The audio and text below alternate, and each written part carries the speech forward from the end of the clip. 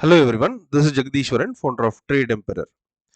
இன்னையோட மார்க்கெட் எப்படி இருக்கும் அப்படிங்கிறத பார்க்கலாம். அண்ட் அதுக்கு முன்னாடி சில இன்புட் லைக் வந்து பார்த்தீங்கன்னா எஸ்டர்டே என்ன ஆயிருக்கு அப்படின்னு பார்த்தீங்கன்னா ஓவரால் மார்க்கெட்டில் அல்லது நியூஸஸ் பார்த்தீங்கன்னா ஹோல்சேல் ப்ரைஸ் இண்டெக்ஸ் இன்ஃப்ளேஷன் அப்படிங்கிறது கொடுத்துருக்காங்க.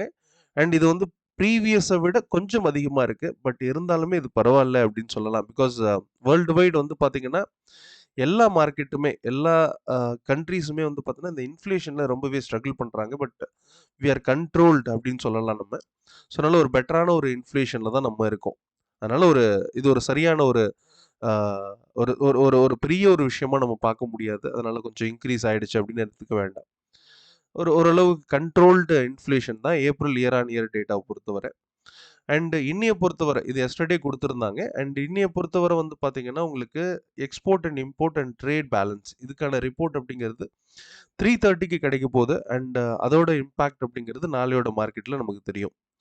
ஓப்பன் இன்ட்ரெஸ்ட் டேட்டா பொறுத்த வரைக்கும் பிசிஆர் ரேஷியோ 0.88 அப்படின்னு சொல்லலாம். அண்ட் அகெயின் வந்து பார்த்தீங்கன்னா உங்களுக்கு put writers and call writers கொஞ்சம் ஈக்குவலாகவே செல்லாக இருக்காங்க. நியர்லி ஒரு புட் ரைட்டர்ஸ் வந்து பார்த்தீங்கன்னா கொஞ்சம் அதிகமாக இருக்கிறது நம்ம பார்வையில் இருக்குது. அண்ட் வேர்ல்டு மார்க்கெட் டைரக்ஷன்ஸ் பொறுத்த வரைக்கும் பார்த்தீங்கன்னா நெகட்டிவ் டு பாசிட்டிவ் அப்படிங்கிற டைரக்ஷனில் இருக்குது. யூரோப்பியன் கண்ட்ரி அப்படிங்கிறது நெகட்டிவ்ல இருந்து பாசிட்டிவ்ல முடிச்சிருக்காங்க. அதோட கண்டினியூவேஷன்ஸ் அப்படிங்கிறது பாசிட்டிவாக இருக்கிறத பார்க்க முடியுது யூஎஸ் மார்க்கெட்டில். அப்போது ஏஷியா வந்து பார்த்தீங்கன்னா ஒரு சின்ன கேப் அப்பில் இருந்துட்டு அல்லது ஃப்ளாட் நெகட்டிவ்ல இருந்து மேலே போகணும் அப்படிங்கிறது பார்வையாக இருக்குது. அது ஒரு மிக்சடாக ஒவ்வொரு கண்ட்ரியும் வந்து பார்த்தீங்கன்னா ஒரு ஃப்ளாட் நோட்ல இருந்து இன்க்ரீசிங் ஸ்டேஜ்லையும் அண்ட் ஒரு கேப் அப்ல இருந்து கொஞ்சம் குறையக்கூடிய ஸ்டேஜ்லையும் இருக்கிறத நம்ம பார்க்க முடியுது. அண்ட் ஃபர்தரா நம்மளோட மார்க்கெட் ஒரு சின்ன கேப் அப்ல இருக்கிறதுக்கான வாய்ப்புகள் இருக்கு. ஒரு பாசிட்டிவிட்டி எக்ஸ்பெக்டட். அதாவது எஃப்ஐடி டேட்டா பொறுத்த வரைக்கும் பார்த்தீங்கன்னா அகைன் வந்து பார்த்தீங்கன்னா உங்களுக்கு எஃப்ஐ செல்லிங்லேயும் அண்ட் டிஐ வந்து பையிங்லேயும் இருக்கிறத நம்ம பார்க்க முடியறது.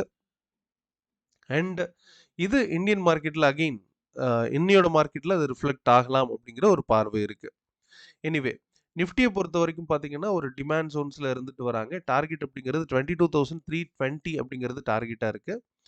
அண்ட் பை அபோவ் 22,250க்கு மேலே நல்லாவே ஸ்ட்ராங் ஆகும் அப்படிங்கிறது எக்ஸ்பெக்டேஷன்ஸ். பார்த்துட்டு நம்ம அதுக்கு தகுந்த மாதிரி என்ட்ரி எடுத்தால் போதுமானது. அண்ட் பேங்க் நிஃப்டியை பொறுத்தவரை வந்து பார்த்தீங்கன்னா எஸ்டர்டே கொடுத்த லெவலை பிரேக் பண்ணவே இல்லை.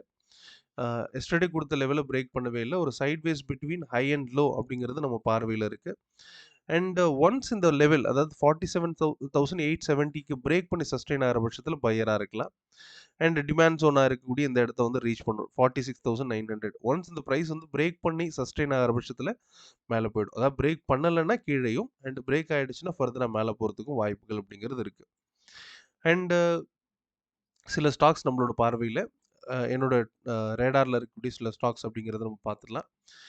அண்ட் இப்போதைக்கு வந்து பார்த்தோன்னா செயில் அப்படிங்கிறது இப்போ நம்ம ஒரு 2008 2010 வரை வந்து பார்த்தீங்கன்னா இந்த செயில் கெயில்லாம் வந்து கண்டினியூஸ் ஆப்பர்ச்சுனிட்டி கொடுத்துருந்தது பேக் டு ஃபார்ம் அப்படின்னு சொல்லலாம். இப்போல்லாம் ரீசெண்டாக வந்து ஒரு நல்ல ஒரு பெர்ஃபார்மன்ஸ் அப்படிங்கிறது கம்பெனியோட ஸ்டேட்மெண்ட்லையும் பார்க்க முடியறது.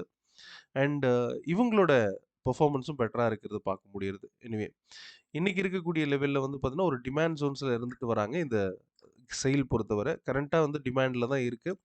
பட் பை அபோவ் 165.35 இந்த ரேஞ்சுக்கு மேலே சஸ்டெயின் ஆகிற பட்சத்தில் 168 வரை நம்ம டார்கெட் பண்ணலாம். சஸ்டெயின் ஆனால் மட்டும் என்ட்ரி எடுக்கணும். ஜென்ரலி வந்து பார்த்தீங்கன்னா இந்த மெத்தடை கரெக்டாக ஃபாலோ பண்ணாதவங்களுக்கு ப்ராப்ளம் இருந்திருக்கும்.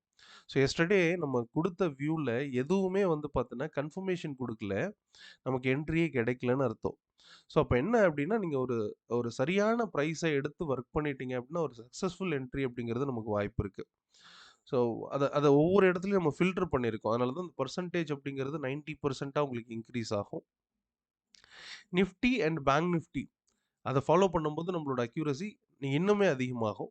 ஸோ அதனால் நிஃப்டி போகிற டைரக்ஷன் இன்றைக்கி நிஃப்டி நான் பாசிட்டிவ்னு சொல்லிட்டேன். இது மட்டுமே எடுத்துகிட்டு நீங்கள் ஒர்க் பண்ண வேண்டாம். ஸோ நிஃப்டி வந்துட்டு என்ன ஆகும் அப்படிங்கிறது என்ன நடந்திருக்குன்றதை பொறுத்தும் நம்ம டெசிஷன் எடுக்கணும். ஸோ அது ஒரு க்ளூ தானே தவிர இது 100% இது நடந்தால் உடனே வந்து பார்த்தீங்கன்னா இப்படி தான் இருக்கும் அப்படிங்கிறது நம்ம சொல்ல முடியாது. நிஃப்டி வந்துட்டு ஓப்பனிங்கில் பாசிட்டிவில் இருக்கலாம். ஆஃப்டர்நூன் நடக்கக்கூடிய சேஞ்சஸில் மார்க்கெட் கீழே வரலாம். ஸோ அதுக்கெலாம் நம்ம ரியாக்ட் பண்ணணும். ஸோ அப்போ அதுக்கு தகுந்த மாதிரி நீங்கள் ஸ்டாக்ஸை சூஸ் பண்ணும்போது அல்லது ஸ்டாக்ஸில் டைரக்ஷன்ஸ் எடுக்கும்போது ஒரு எக்ஸலண்ட்டான மூவாக இருக்கும். அண்ட் செயில் பொறுத்த வரைக்கும் பை அபோவ் 165க்கு மேலே 165.35க்கு மேலே டார்கெட் 168 வரை. விஇடிஎல் வேதாந்தா இதோட பை அப்படிங்கிறது டிமாண்ட் ஜோன்ஸில் தான் இருந்துட்டு வராங்க. பை அபோவ் 435க்கு மேலே பையராக இருக்கலாம். டார்கெட் அப்படிங்கிறது 440 வரை டார்கெட் அப்படிங்கிறது எடுத்துக்கலாம். அண்ட் கெயில் இது ஒரு பை என்ட்ரியில் இருந்துட்டு வராங்க. அண்ட் டார்கெட் அப்படிங்கிறது 202 அப்படிங்கிறது எடுத்துக்கலாம். பட் வாங்க வேண்டிய லெவல் அப்படிங்கிறது 200.45க்கு மேலே பையராக இருக்கலாம். Otherwise no entry. And JSW steel இது வந்துட்டு பார்த்தீங்கன்னா பை அண்ட் டார்கெட் அப்படிங்கிறது 887 இந்த ரேஞ்சுக்கு போகணும். அண்ட் பை லெவலில் தான் இருந்துட்டு வராங்க. அண்ட் பை அபோவ் 882.55க்கு மேலே பையராக இருக்கலாம். கோரமெண்டல் இன்டர்நேஷ்னல் இது வந்து பார்த்தீங்கன்னா உங்களுக்கு பையில் தான் இருந்துட்டு வராங்க. இம்மீடியட்டாக ஒரு டிமாண்ட் ஜோன்ஸில் இருந்துட்டு வராங்க. இம்மீடியட்டாக ஒரு பை கன்ஃபர்மேஷன் அப்படிங்கிறது ஓப்பனிங்லேயே கிடைக்கலாம்.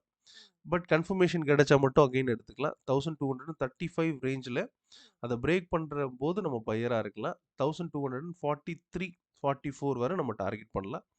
₹10 ஒரு டீசென்ட் என்ட்ரி அப்படின்னு சொல்லலாம். அண்ட் மதர்சன் சுமி இதுவும் வந்துட்டு பார்த்தீங்கன்னா ஒரு டிமாண்ட் ஜோன்ஸில் தான் இருந்துட்டு வராங்க. அண்ட் கரண்ட் லெவல் 127.50 அப்படிங்கிறது ஒரு டிமாண்டு. அண்ட் 128க்கு மேலே பையராக இருக்கலாம். அப் டு 129 வரை நம்ம டார்கெட் பண்ணலாம். அண்ட் அதானி போர்ட்டை பொறுத்த வரைக்கும் பார்த்தீங்கன்னா அகெயின் ஒரு பை ஆப்பர்ச்சுனிட்டி. அண்ட் மார்னிங் ஓப்பனிங்லேயே ஒரு கன்ஃபர்மேஷன் கிடைச்சிடலாம். Up to the target of 1347 வரை நம்ம எதிர்பார்க்கலாம். பட் கன்ஃபர்மேஷன் 1334 இந்த ரேஞ்சுக்கு மேலே சஸ்டெயின் ஆகிற பட்சத்தில் பையராக இருக்கலாம். அதர்வைஸ் என்ட்ரிஸ் கிடையாது. குஜராத் கேஸை பொறுத்த வரைக்கும் நமக்கு என்ட்ரியில் தான் இருக்காங்க. குஜராத் கேஸ் பொறுத்த வரைக்கும் என்ட்ரியில் அப்டனில் தான் இருந்துட்டு வராங்க. டிமாண்ட் ஜோன்ஸை வந்து டச் பண்ணலை. We have to wait. So இது ஸ்டூடெண்ட்டுக்கான க்ளூ. எந்த இடத்துல பை அப்படிங்கிறத கொடுத்துட்டேன். பட் கன்ஃபர்மேஷன் எந்த இடத்துல எடுத்தீங்க அப்படிங்கிறத கமெண்ட்டில் லீவ் பண்ணுங்கள். அண்ட் இதை என்ன பண்ணீங்க அப்படிங்கிறது நீங்கள் எனக்கு சொல்லுங்கள். So thank you very much. All the best.